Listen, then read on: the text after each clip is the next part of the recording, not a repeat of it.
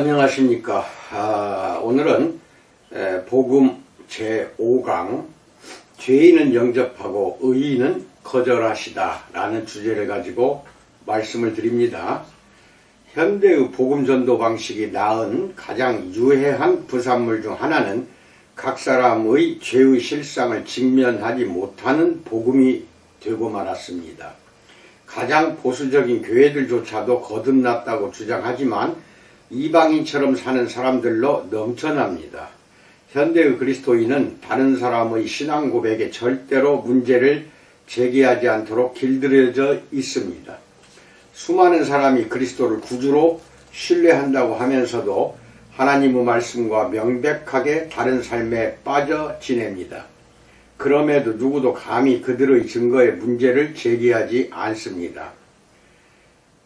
한 번은 미국 어느 목사 이야기입니다. 동료 목사의 차를 타고 그가 사는 도시를 지나간 적이 있다. 큰 주류 판매점을 지나면서 나는 별 생각 없이 좀 달라 보인다고 말했다. 그가 대답했다. 맞습니다. 이 체인점이 도시 전체에 있는데 모두 한 사람 소유입니다. 그는 우리 주일학교 성경 공부반 멤버이지요. 내가 어떻게 그런 일이 있을 수 있냐며 큰 소리로 놀라자 그 목사는 그런데 그 사람 꽤 신실합니다. 매주 빠지지 않고 출석합니다. 라고 대답했다. 내가 물었다. 그 사람은 모든 주류 판매점을 소유한 것이 부담이 되지 않는답니까? 그것에 대해 함께 이야기해 봤는데요. 사람들은 어떻게 해서든 술을 살 것인데 자기에게서 사면 어떠냐는 겁니다. 그 사람은 삶은 어떻습니까? 글쎄요, 자기 아내와 헤어지고 지금은 젊은 여자와 살고 있습니다. 내가 얼마 동안 당황하여 불편해하고 침묵하자 그가 덧붙여 말했다. 아시겠지만 그리스도인들이 어떻게 그렇게 살 수 있는지 저도 때로는 이해하기 힘듭니다. 나는 어떻게 성경을 가르치는 사람이 누가 자신을 그리스도인이라 주장한다고 해서 그가 매주 빠짐없이 교회 학교에 출석한다고 해서 하나님의 기준을 거스르며 방탕하게 사는데도 그를 그리스도인이라 인정할 수 있는지 이해하기 힘들다고 토로해야 했다라고 말합니다. 첫 번째, 죄의 심각성에 대해서 알아봅니다. 현대 교회는 구원은 단지 영원한 생명을 얻는 일일 뿐 꼭 죄인이 죄의 굴레에서 해방되는 것은 아니라는 개념을 가지고 있습니다. 우리는 하나님은 그들을 사랑하시며 그들을 위해 놀라운 계획을 가지고 계신다고 말합니다. 그러나 그것은 절반의 진리에 불과합니다. 하나님은 죄를 미워하시며 회개하지 않는 죄인을 영원한 형벌로 벌하십니다. 이런 사실을 언급하지 않거나 감춘다면 완전한 복음 제시라고 할 수 없습니다. 개인의 죄의 심각성을 설명하고 지적하지 않는 메시지는 문제가 있는 복음입니다. 그리고 죄로 물든 삶의 방식을 고치고 죄인의 마음을 변화시키지 않는 구원은 어떤 것이든 하나님이 말씀하시는 구원이 아닙니다. 구원에 관한 한 죄는 결코 사소한 문제가 아닙니다. 죄가 문제 그 자체입니다. 사실상 기독교 메시지의 특징은 죄를 용서하고 정복하는 예수 그리스도의 능력입니다. 복음에 관한 모든 사실 가운데 우리를 사로잡는 죄의 굴레가 깨뜨려졌다는 소식보다 더 놀라운 것은 없습니다.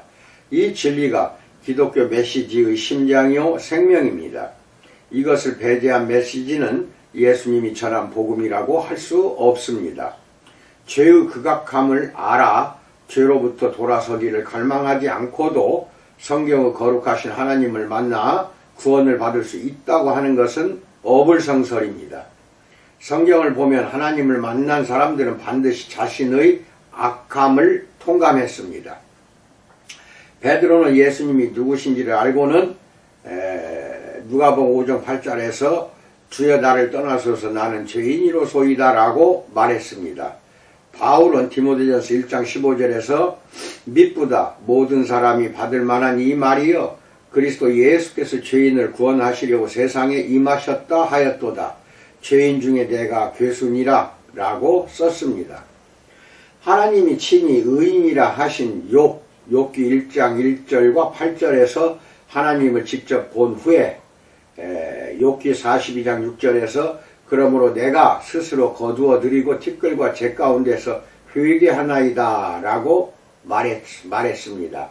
이사야는 하나님을 본 후 이사야서 6장 5절에서 그때 내가 말하되 화로다 나여 망하게 되었도다 나는 입술이 부정한 사람이요 나는 입술이 부정한 백성 중에 거주하면서 만군의 여호와이신 왕을 배웠음이로다 라고 말했습니다.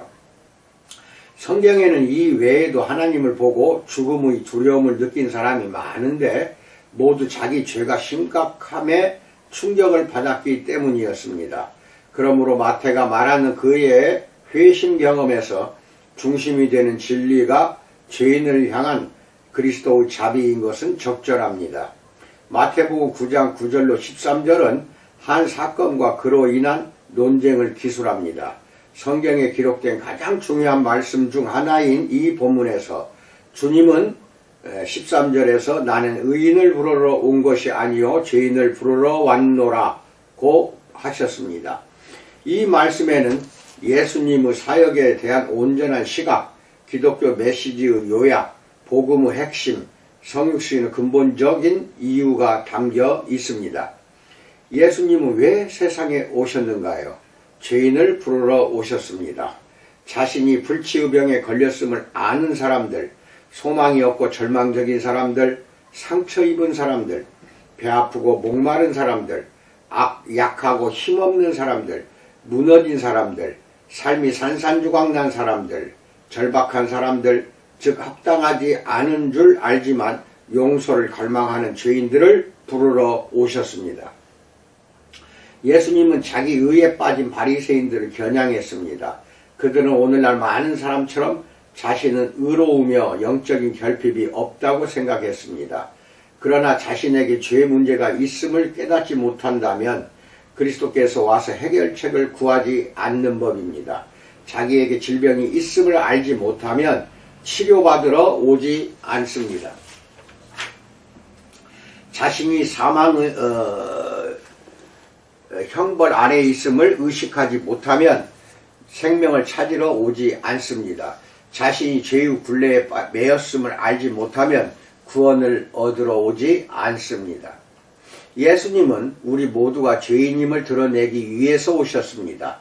그래서 그의 메시지가 그토록 통렬하고 강력한 것입니다.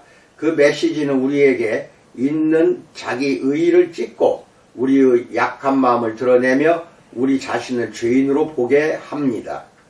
두 번째, 죄인들을 용납하심에 대해서 알아봅니다.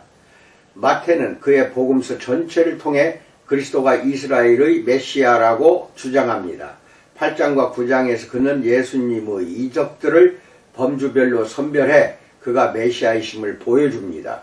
그는 9가지 이적을 제시하면서 질병 8장 1절로 17절, 자연 8장 28절로 34절, 죽음 9장 18절로 26절, 시각장애 9장 27절로 31절, 언어장애 9장 32절로 34절을 이기는 예수님의 능력을 보여줍니다. 마태의 회심 자체도 이 이적들 가운데 속하는 것으로서 죄를 이기는 예수님의 능력을 드러내기 위한 장엄한 이적 9장 1절로 8절 직후에 나옵니다. 그리스도께서는 지금 막 중풍병자의 죄를 용서하셨습니다. 그리고 자신의 신적 권위를 기념비적으로 드러내셔서 바리새인들 앞에서 중풍병자에게 침상을 가지고 집으로 가라는 명령을 하시며 자신의 신성을 확인해 주셨습니다. 이 사건에 뒤이어 9절에서는 마태를 부르고 구원하시는 이야기가 나옵니다. 예수께서 그곳을 떠나 지나가시다가 마태라 하는 사람이 세관에 앉아 있는 것을 보시고 이르시되 나를 따르라 하시니 일어나 따르니라 라고 말합니다. 마가복음과 누가복음에도 나오는 이 동일한 기사에서 주님은 단 두 마디 말씀을 하십니다. 나를 따르라. 그러자 마태는 순종했습니다. 누가복음 5장 28절은 그가 모든 것을 버리고 라는 의미심장한 말을 덧붙입니다.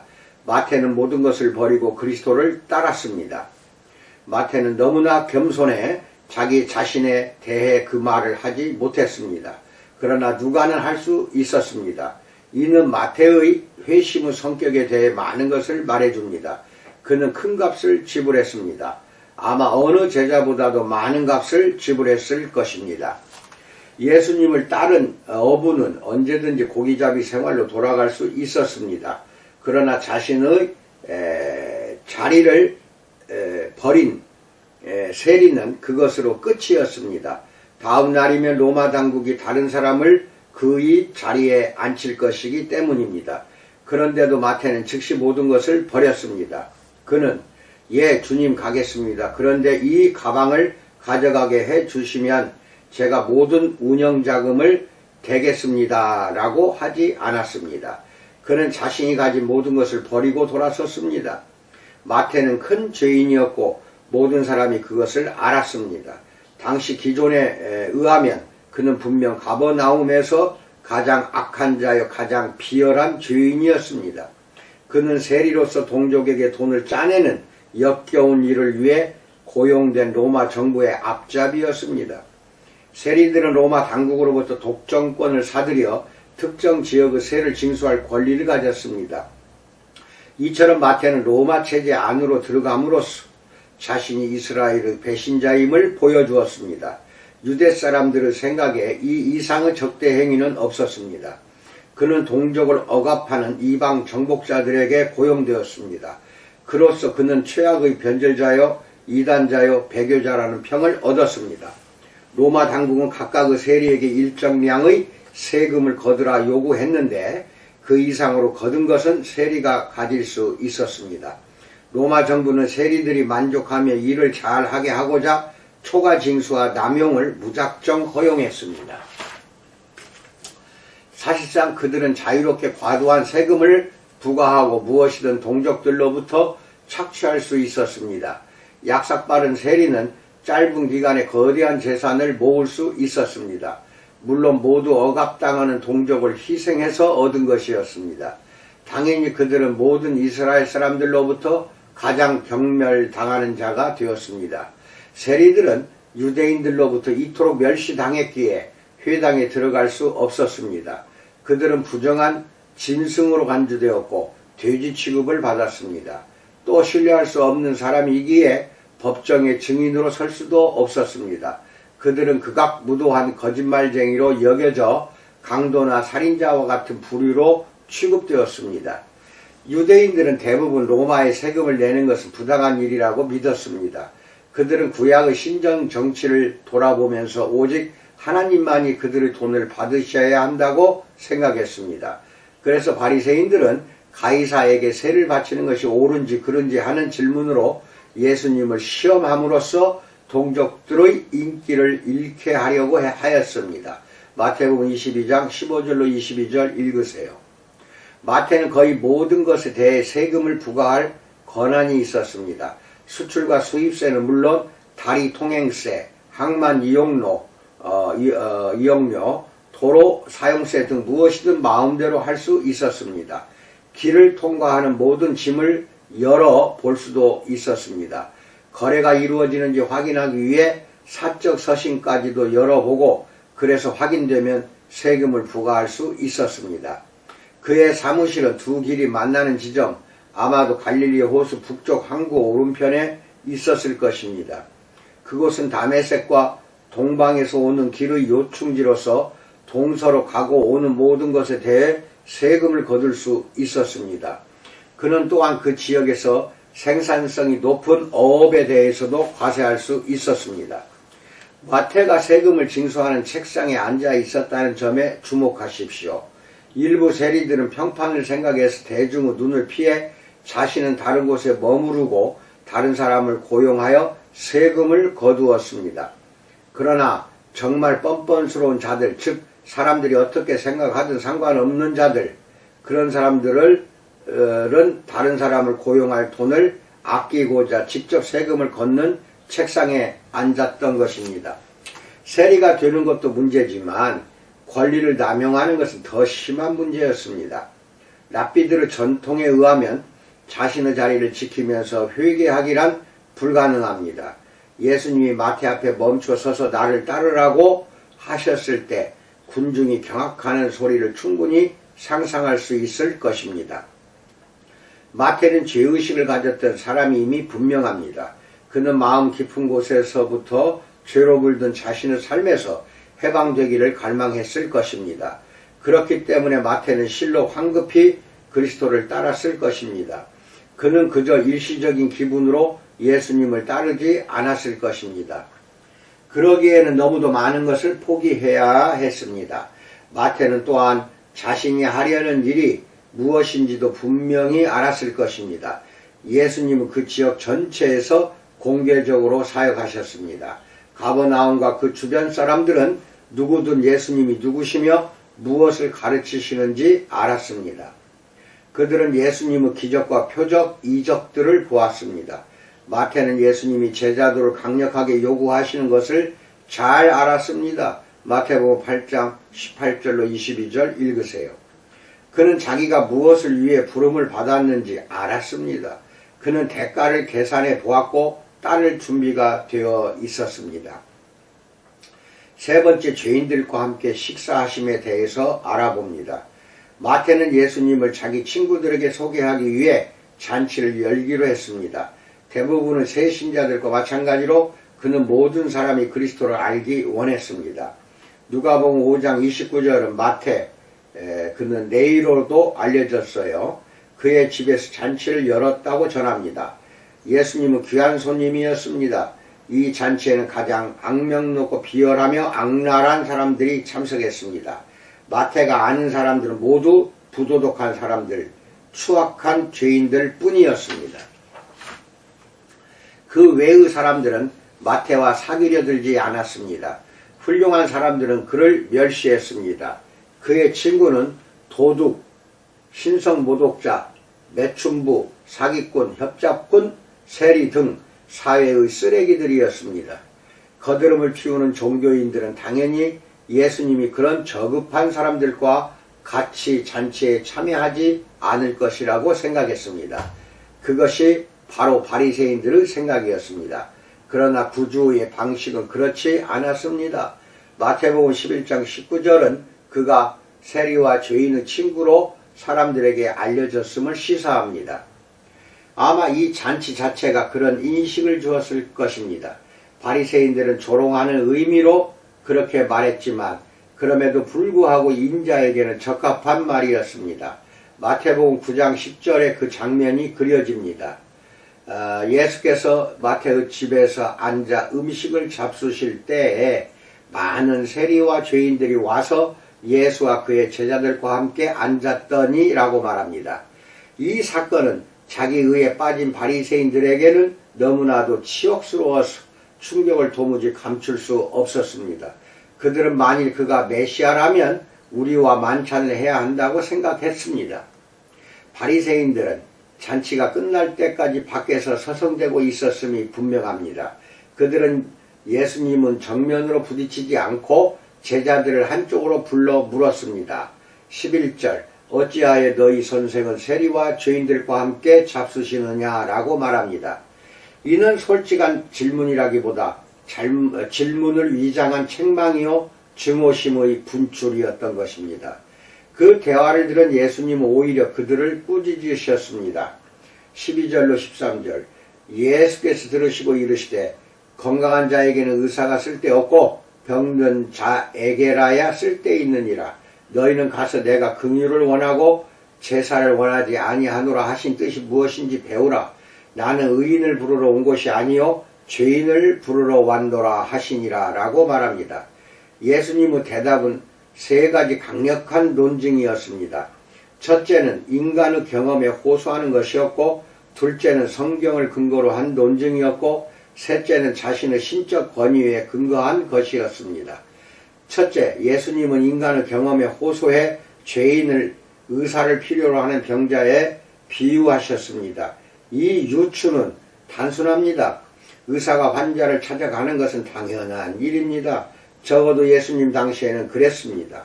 그러므로 죄사함을 베푸는 자가 범죄한 사람을 찾아가는 것이 당연합니다. 그것은 바리새인의 완악한 마음에는 통렬한 꾸짖음이었습니다. 만일 너희가 그들을 죄인이라고 진단할 정도로 잘 안다면 이제 그에 대해 어떻게 하겠느냐? 너희는 진단만 하고 치료하지 못하는 의사가 아니더냐? 라는 것입니다. 이처럼 예수님은 바리새인들이 마음대로 다른 사람을 죄인으로 정죄하면서 그들의 비참한 처지에는 전혀 무관심한 비현실적인 비판자들임을 폭로하셨습니다.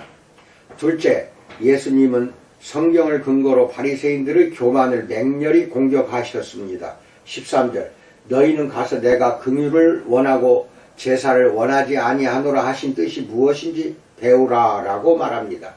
랍비들의 그래서 이 말은 마땅히 알아야 할 것을 모르는 학생들을 책망하는 데 사용되었습니다. 즉 다시 책을 뒤져보고 기본적인 사항을 배운 다음 다시 오라 라는 말이었습니다. 예수님은 호세아 6장 6절에서 나는 인애를 원하고 제사를 원하지 아니하며 라는 말씀을 인용하셨습니다. 여기서 인애는 히브리어로 헤세드, 다른 말로는 긍휼입니다. 다시 말해 하나님은 의식이 아니라 동정과 자비, 인애, 즉 긍휼에 관심이 있으십니다. 바리새인들은 의식은 잘 행하지만 죄인들을 향한 사랑이 없었습니다.